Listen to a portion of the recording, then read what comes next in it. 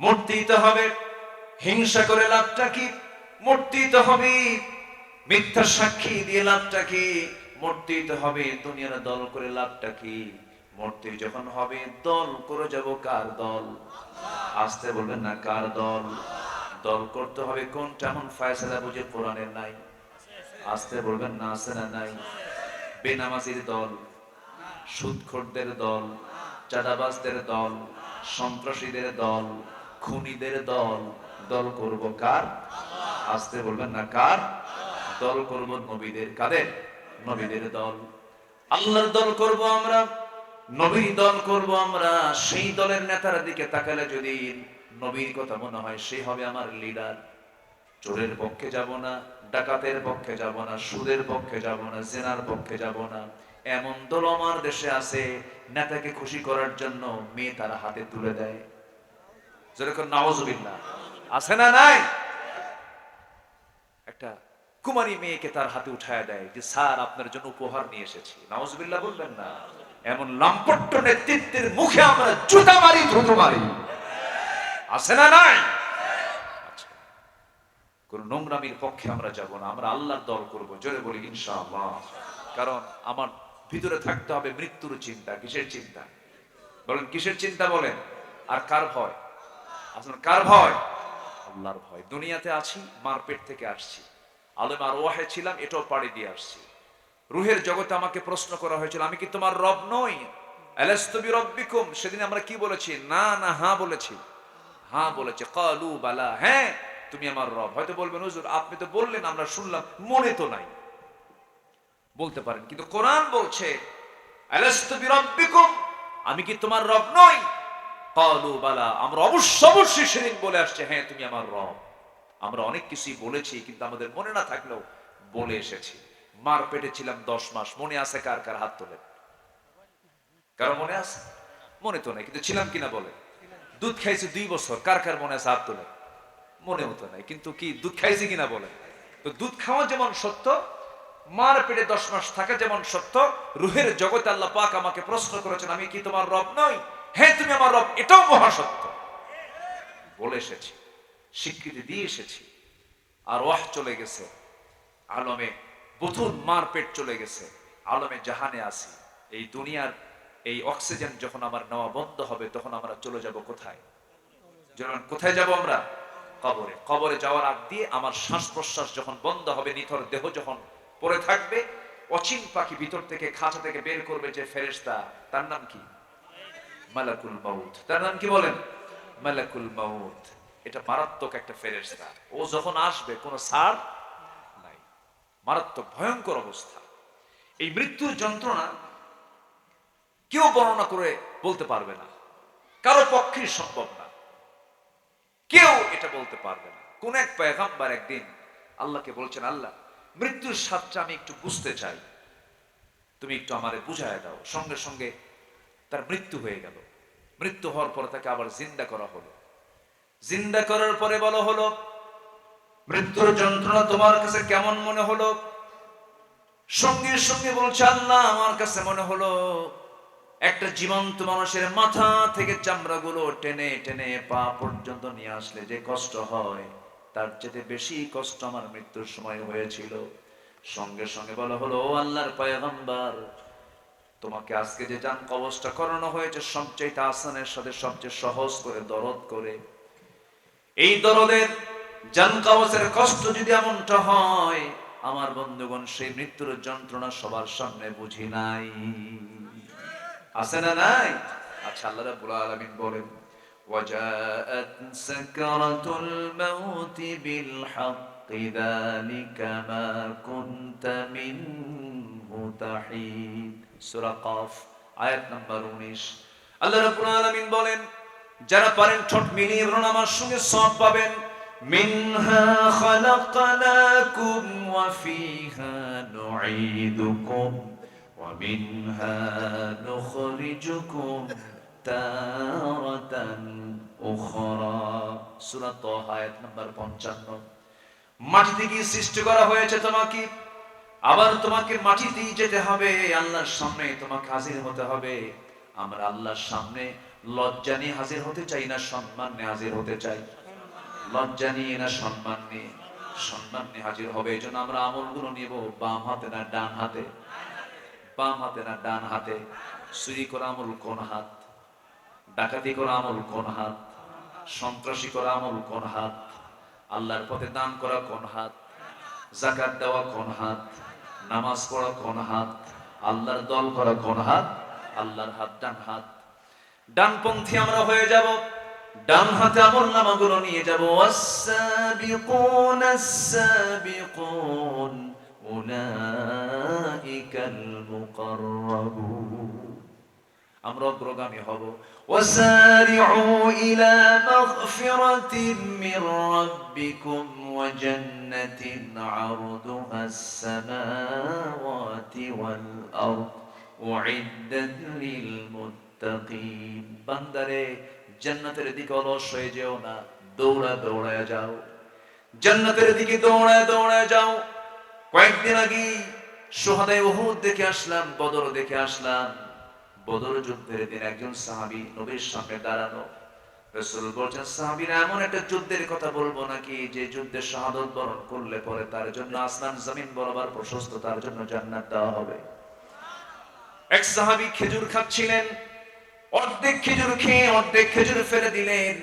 রাসূল বলছেন, অর্ধেক খেজুর ফেলে দিলা কেন হুজুর? এতক্ষণ সময় যে খেজুর খাবো, এটা আমার জন্য লস টাইম। যুদ্ধে গেলাম, শহীদ হয়ে আল্লাহর জান্নাত দখল করে ফেলবো। জান্নাতের জন্য অস্থির হতে হবে, জান্নাতের জন্য পাগল হতে হবে, জান্নাতের জন্য স্বপ্ন দেখতে হবে, অ্যাম্বিশন দেখতে হবে। দুনিয়াকে প্রতিষ্ঠিত করার জন্য কত স্বপ্ন আমরা দেখি। সন্তানকে ডাক্তার বানাবো, ইঞ্জিনিয়ার বানাবো, সন্তানকে জজ বানাবো, আর্মি বানাবো, অফিসার বানাবো, নিজে 50 বিঘা জমি করবো, একটা মেডিকেল কলেজ বানাবো, অমুক ব্যবসা বানাবো, অমুক গ্রুপ অফ ইন্ডাস্ট্রিজ করব। কিন্তু দিন শেষে দুনিয়াটা শেষ হবে, কিন্তু এমন দিন সামনে আছে তার কোনো শেষ নাই। অতএব স্বপ্ন দেখবো দুনিয়ার না আখিরাতে। তো দুনিয়া দরকার নাই নাকি? হ্যাঁ, কি দুনিয়ার দরকার আছে না নাই? কিন্তু কার পন্থায়? কার পন্থায়? আমরা যখন হাজিরা যখন আল্লাহর ঘর তওয়াফ শুরু করে, হাজিরা আসওয়াদ নামে একটা পাথর আছে, সেই পাথরের রাসূল আগে চুম্বন করেছেন। চুম্বন করেই তিনি তওয়াফ শুরু করেছেন। 7টা চক্কর তিনি দিয়েছেন, 7টা বার তিনি তওয়াফ করেছেন, 7 বার তিনি ঘুরেছেন। আমরা কয়বার ঘুরি? 7 বার ঘুরি। এটাই ওমরার সিস্টেম, এটা হজের সিস্টেম। এটা ঘুরতে হবে, তওয়াফ করতে হবে। রাসূল চুমুখে, ওই হাজিরা আসওয়াদের চুমুখে যখন তিনি তওয়াফ শুরু করতেন, একটা দোয়া তিনি পড়েছেন। সেই দোয়া আজও সমস্ত মুতাকিনরা পড়েন, হাজিরা পড়েন। যারা পারেন ঠোঁট মিলিয়ে বলুন, রব্বানা আতিনা ফিদ দুনিয়া হাসানাতাও ওয়া ফিল আখিরাতি হাসানাতাও ওয়া কিনা আযাবান নার। রব্বানা আতিনা ফিদ দুনিয়া হাসানা। এখানে এই দোয়ার মধ্যে আগে আখিরাত না আগে দুনিয়া? বলেন বলেন বলেন বলেন, আগে কিসের কথা আসছে? আবার বলেন, রব্বানা আতিনা ফিদ, কি দুনিয়া আগে না আখিরাত আগে? দুনিয়া আগে। দুনিয়ার কল্যাণ যদি হয়, আখিরাত ঠিক হয়ে যাবে। দুনিয়াটা যদি উল্টা পাল্টা হয়ে যায়, আখিরাত উল্টা পাল্টা হয়ে যাবে। এই জন্য দুনিয়ার হাসানা আগে আমরা চাইবো, আল্লাহ দুনিয়ার কল্যাণটা আমাদের দিয়ে দাও। আমার বন্ধুগণ, কোটি কোটি টাকার মালিক হলেই কিন্তু কল্যাণ পাওয়া যায় না। কোটি কোটি টাকার মালিক হলে কিন্তু শান্তি পাওয়া যায় না। হাজার হাজার কোটি টাকার মালিক, আমার দেশের 1 নম্বর টপ লিস্টের ধনী দরবেশ, তার নাম শোনেন নাই আপনারা? শোনেন নাই? ওই যে নাপা ওষুধটা খান, নাপা বেক্সিমকো কোম্পানির যে মালিক সালমান এফ রহমান, কি দরবেশ, কি সুন্দর চেহারা, মনে হয় ফেরেশতা আসমান থেকে নাজিল হয়েছে। কি সুন্দর চেহারা তার। অথচ এত কোটি কোটি টাকার মালিক, এত বিশাল সম্পত্তি থাকার পরও সুখ আছে? শান্তি আছে? কেন নাই? দুনিয়ার হাসানা থেকে সে মাহরুম। কারণ সে জুলুম করেছে। কি করেছে? জুলুম করেছে। এজন্য দুনিয়ার হাসানা দরকার, আল্লাহর কাছে চাইতে হবে। তবে চিন্তা থাকতে হবে সবচেয়ে বেশি দুনিয়ার না আখিরাতের? বলেন বলেন বলেন, কিসের? তাহলে কার ভয়? বলেন কার ভয়? আল্লাহর ভয় থাকতে হবে। আর চিন্তা থাকতে হবে কিসের চিন্তা? আখিরাতের চিন্তা। কিসের চিন্তা বলেন? আখিরাতের চিন্তা। আমার বন্ধুগণ, কোথাও আপনি পালাতে পারবেন না, পালিয়ে গিয়ে আপনি কোথায় থাকবেন? আপনি আল্লাহ রাব্বুল আলামিন বলেন, কুল ইন্নাল মাউতাল্লাযী তাফিররুনা মিনহু ফাইন্নাহু মুলাকীকুম। কোথায় তুমি পালাবে? মৃত্যু তোমাকে মোলাকাত করে ফেলবে, মৃত্যু তোমাকে ধরে ফেলবে। ইয়া মা'শারাল জিন্নি ওয়াল ইনসি ইন ইসতাতা'তুম আন তানফুযু মিন আকতারিস সামাওয়াতি ওয়াল আরদি ফানফুযু লা তানফুযুনা ইল্লা বিসুলতান। ঠোঁট মিলিয়ে সবাই বলুন, ফাবিআইয়ি আলা'i রাব্বিকুমা তুকাযযিবান। আল্লাহু আকবার। আমি যে আয়াতগুলো বলছি ঘন ঘন করে, রাগ করতেছেন নাকি? আয়াত তো আরবি হয়, আয়াত কি আর বাংলা হয়? আয়াত তো আর বাংলা হয় না। মাঝে মাঝে আমি একটু টেনশনে পড়ে যাই, বেশি আয়াত বললে আবার কেউ বিরক্ত হয় কিনা। বিরক্ত হচ্ছেন না তো? বহুদিন আগে একটা মাহফিল ছিল আমার, বেশি গ্রাম না, মাত্র 20 গ্রাম আছে না? আমার দেশে কিন্তু বহু গ্রাম আছে, চট্টগ্রাম আছে, ওইদিকে 14 গ্রাম আছে। গতদিন আমার মাহফিল ছিল কুমিল্লা, 14 গ্রাম মাহফিল। 14 গ্রাম, ওইদিকে কিসের কি গ্রাম? 20 গ্রাম। তো 20 গ্রামে এক মাহফিল, আমার একটা অভিজ্ঞতা হলো। আমি আয়াত তো আয়াত বলছি, আয়াতের ব্যাখ্যা তো আয়াত। যেরকম ইয়াকা না'বুদু ওয়া ইয়াকা নাস্তাঈন, নামাজের মধ্যে আমরা বলি না, কোন সূরা? ইয়াকা না'বুদু ওয়া ইয়াকা নাস্তাঈন। এই আয়াতের ব্যাখ্যা হচ্ছে ওয়া আন ইয়া'বুদুনি হাদা সিরাতুল মুস্তাকিম। মানে একটা আয়াতের ব্যাখ্যা আরেকটা আয়াত দিয়েছে। এটা হচ্ছে কোরআনের সৌন্দর্য। তো আমি যখন এভাবে বলছিলাম, এক বুড়া চাচা, পুচে কম, গ্রামের মানুষ, এলেম কালামও কম, বয়সও হয়ে গেছে। বয়স বেশি হলে বুদ্ধি কি বাড়ে না কমে? কমে যায়। এক বুড়ো চাচার সামনে থেকে দাঁড়ায় বলে, হুজুর আপনি শুধু আরবি কোন, বাংলা পারেন না? আমি আর কি বলবো বলেন। আমি শুনলাম, শুনে একটা মুস্কি হাসি দিয়ে বললাম, চাচা আপনি বসেন, আমি একটু কথা বলি। পরে দেখি আবার বসে গেল। তো আয়াত যখন ঘন ঘন হবে আলোচনায়, তখন ভাববেন কি জানেন? আল্লাহ তাআলা মাহফিলকে বরকতময় করছেন। বলি আলহামদুলিল্লাহ। জানেন, মক্কা মদিনায় যখন নামাজ শুরু হয়, আল্লাহু আকবার। আমি রমজানে, আমার এরকম রেকর্ড আছে, আমি দেখেছি, আমার সচক্ষে আমি অবলোকন করেছি। তাহাজ্জুদ নামাজ শুরু হয়ে গেছে, কিয়ামুল লাইল, 90 বছরের বুড়া ইমাম। আমি আমার আব্বার সাথে নামাজে দাঁড়িয়েছি, আব্বা বয়স হয়ে গেছে, পাটা হাঁটতে হাঁটতে, মক্কা মদিনায় গেলে তো হাঁটতে হয় প্রচুর, মাইলকে মাইল হাঁটতে হয়, হাঁটাই লাগে সারাদিন, হাঁটতে হাঁটতে কাম সারা। 17 সালে কত পরিশ্রম না, বিশাল পরিশ্রম। আব্বা আমার পাশে, আমি আব্বার পাশে নামাজে দাঁড়াইছি। তো সেই নামাজে ইমাম সাহেব সেই নামাজের সময় নিলেন হলো মাত্র 2 রাকাত নামাজ শেষ করতে 39 মিনিট। কত মিনিট বলেন তো? এই দেশের কোন ইমাম যদি ফজরের নামাজ 2 রাকাত পড়তে নিয়ে যদি 39 মিনিট সময় নেয়, বলেন তো নামাজ শেষে কি হতে পারে? বলেন কি হতে পারে? বলেন। বলবে, হুজুর আপনার তো কাম কাজ নাই, আমাদের তো কাম কাজ আছে। তো আপনি টানটবলা বাঁধবেন, একা একা পড়েন, আর এখানে জামাতে নামাজ পড়ার দরকার। এই জন্য যে কোনো জায়গায় যাওয়ার আগে থাকতে হবে ধৈর্য। কি থাকতে হবে বলেন তো? ধৈর্য। এখানে বসে বসে আপনারা কত সুন্দর করে মন্ত্রমুগ্ধের মতো চুপচাপ ধৈর্য নিয়ে বসে আছেন, আমি খুবই খুশি। বলি আলহামদুলিল্লাহ, জোরে বলি আলহামদুলিল্লাহ। কবরে যখন নেওয়া হবে, ওখান থেকে লাফালাফি করার সুযোগ আছে? এই প্র্যাকটিস গুলো আমরা এখন থেকে নিয়ে যাই না ভাই। একটু ভালো কাজে, ভালো জায়গায় একটু বসি, সময় দিই। আল্লাহ কবুল করুন, জোরে বলি আমিন। তাহলে মৃত্যু চিন্তা মানুষকে খারাপ করে না ভালো করে? ভালো করে। আমাদের সবার সময়, সব সময় থাকবে কিসের চিন্তা বলেন তো? মৃত্যু চিন্তা। ঠকানোর চিন্তা না, জেতার চিন্তা না, সবসময় থাকতে হবে মৃত্যু চিন্তা। মানুষকে আল্লাহওয়ালা বানায়, জোরে বলি আল্লাহু আকবার। মৃত্যুটা কি সহজ না কঠিন বলেন তো? কঠিন। একদিন সাইয়েদনা ওমর ফারুক রাদিয়াল্লাহু তাআলা আনহু আরেকজন সাহাবী কাব রাদিয়াল্লাহু আনহুকে বলছেন, ভাই কাব, বলো তো মৃত্যুর যন্ত্রণা কেমন হতে পারে? ওমর ফারুকের নাম সবাই শুনছেন তো? কয় নম্বর খলিফা? জোরে বলেন, কয় নম্বর খলিফা? 2 নম্বর খলিফা। 2 নম্বর। এই মহান ব্যক্তি তিনি শুয়ে আছেন আমার নবীর কবরের পাশে। আল্লাহু আকবার। আমার নবী যেখানে শুয়ে আছেন সেখানে পাশাপাশি শুয়ে আছেন প্রথম খলিফা সাইয়েদনা আবু বকর সিদ্দিক রাদিয়াল্লাহু তাআলা। কিন্তু আরেকটা ফাঁকা জায়গা যেটা পড়েছিল, ওই জায়গায় থাকার কথা ছিল হলো আয়েশা সিদ্দিক রাদিয়াল্লাহু তাআলা থাকার কথা ছিল। উনি আশা করেছিলেন যে আমি এই জায়গায় আমি থাকবো, কারণ আমার নবীর ইন্তেকাল হয়েছে কোন মহিলার ঘরে? বলেন বলেন বলেন বলেন। আম্মা জান আয়েশা সিদ্দিকের ঘরে, ওনার ঘরে তিনি ইন্তেকাল করেছেন। ওনার একটা অধিকার আছে, তো আমার ঘরে রাসূল ইন্তেকাল করেছেন, আমি আমার নবীর সঙ্গে আমি মারা গেলে এখানেই শুয়ে থাকবো, এটা তার একটা চাওয়া ছিল। প্রথম খলিফার ইন্তেকাল হয়ে গেল।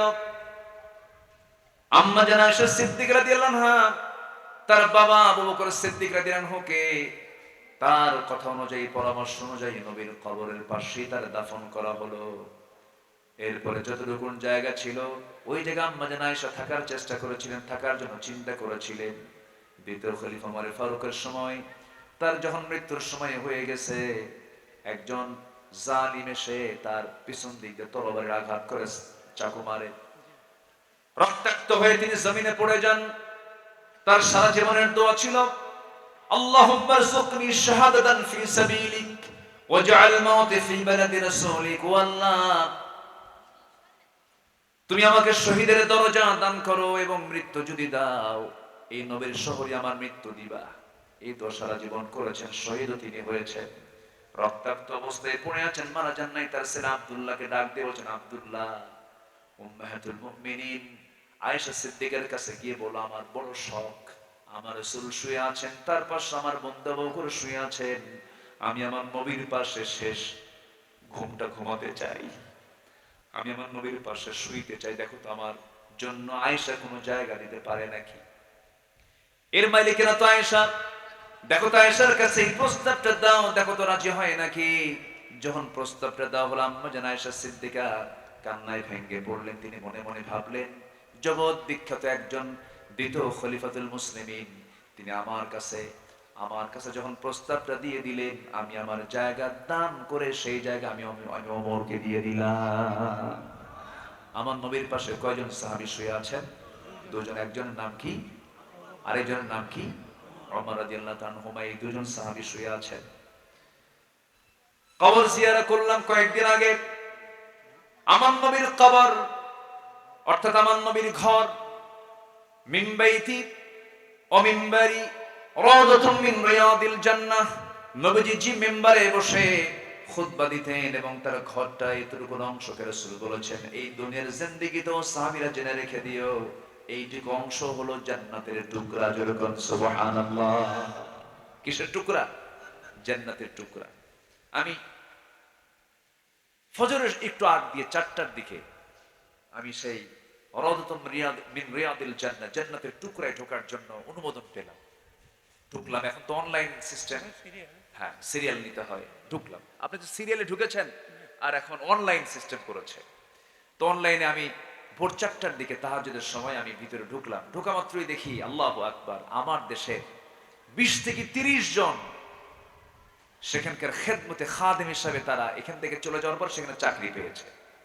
এই 20 থেকে 30 জন সবাই আমার দেখা আমার দিকে চলে আসছে, সালামটা দিল। সালাম দিয়ে বলে, হুজুর আপনার ওয়াজ শুনি, খুব ভক্ত। বললাম, শোনো, ভক্ত রক্ত ছাড়ো, আমার মিন রিয়াজিল জান্নাহ আগে ঢুকাও। তো খুব তারা চেষ্টা করলো, অনেকক্ষণ ধরে মোটামুটি তারা চেষ্টা করে। বললো, হুজুর আপনি পিছনে বসেন, আজান হবে কিছুক্ষণ পর, আজান হলেই আর এখান থেকে কাউকে আর বের করে দেওয়া হবে না, কারণ সবাই তো আসতে চায়, মানে পালাক্রমে টাইম হয়ে যায়, 10 থেকে 15 মিনিট টাইম পাওয়া যায়। তো আমি একটা চান্স খুঁজলাম, ওরা চিনল, এই মানে চান্স আমিও সুযোগ পেয়ে গেলাম। তো মোটামুটি ভাবে আমি যাওয়ার পরে সেখানকার দায়িত্ব নিয়ে যদি সেখানকার একজন সরকারি কর্মকর্তাকে বলা হলো যে ইনি আমাদের দেশের একজন মানে পরিচিত একজন আলেম, ওনার কথা আমরা সবাই শুনি, ওনার ভক্ত আমরা। তো আমি নিজে আমি তো ভাবতেছি আমি তো নগণ্য বললাম, বেশি বেশি বলতেছে। তো এক পর্যায়ে তারা কনভিন্স করলো, এরপর আজান হলো। জাস্ট আমার নবীর যে কবর, যে ঘর এবং মিম্বারের ঠিক মাঝখানে যে প্রথম যে জায়গাটা আল্লাহ পাক আমার জন্য সুযোগ করে দিয়েছে, বসলাম তৃপ্তি ভরে। শুধু আল্লাহর কাছে একটা কথাই বলেছে, আল্লাহ তুমি আমাদেরকে খাওয়াচ্ছ, কিন্তু মধ্যপ্রাচ্যের একটা জ্বলন্ত অগ্নিকুণ্ড ফিলিস্তিন আজকে না খাওয়া, তাদের খাবারের বন্দোবস্ত করে দাও আল্লাহ। এই প্রথম দোয়াটা আমি এটাই করেছি। সম্মানিত ভাইয়েরা, আমরা এখানে বসে আছি, ওই মুসলমানগুলো না খেয়ে মারা যাচ্ছে, কেউ নাই তাদের পাশে। ছোট্ট একটা বাচ্চা বলতেছে, আল্লাহ কোন খাবার কেউ তো দিল না, 200 কোটি মুসলমান কেউ তো খাবার নিয়ে আসলো না। শুনেছি তোমার জান্নাতে অনেক খাবার, মৃত্যু দাও, জান্নাতে গিয়ে খাও। কি পরিমাণ অভিমান আর কি পরিমাণ কষ্ট হলে পরে এই কথা বলতে পারে, আল্লাহ মৃত্যু দিয়ে দাও, তোমার জান্নাতে গিয়ে খাবো। আরেকটা শিশু ফরিয়াদ করে বলছে, আল্লাহ 200 কোটি মুসলমান আমাদের জন্য খাবার দিল না, তোমার আদালতে তাদের বিরুদ্ধে মামলা দিলাম। বলেন এই মামলার জামিন কি সহজ? মামলার জামিন কি সহজ? না। সম্মানিত ভাইয়েরা, সাইয়েদনা ওমর ফারুক রাদিয়াল্লাহু তাআলা খুব দামি মানুষ ছিলেন। সেই ওমর ফারুক একদিন বলতেছেন, কাবকে, কাব মৃত্যুর যন্ত্রণা কেমন বলো তো? কাব রাদিয়াল্লাহু আনহু বলছেন, একজন জীবন্ত মানুষের পেটের ভিতরে যদি কাঁটাযুক্ত কোনো ডাল ঢুকিয়ে দেওয়া হয়, কাঁটাযুক্ত ডাল ঢুকিয়ে দেওয়ার পরে যদি টেনে সেই পেট থেকে আবার যদি বের করার সময় যদি সেই কাঁটার সাথে যদি কিছু নাড়ি ভুড়ি বের হয়,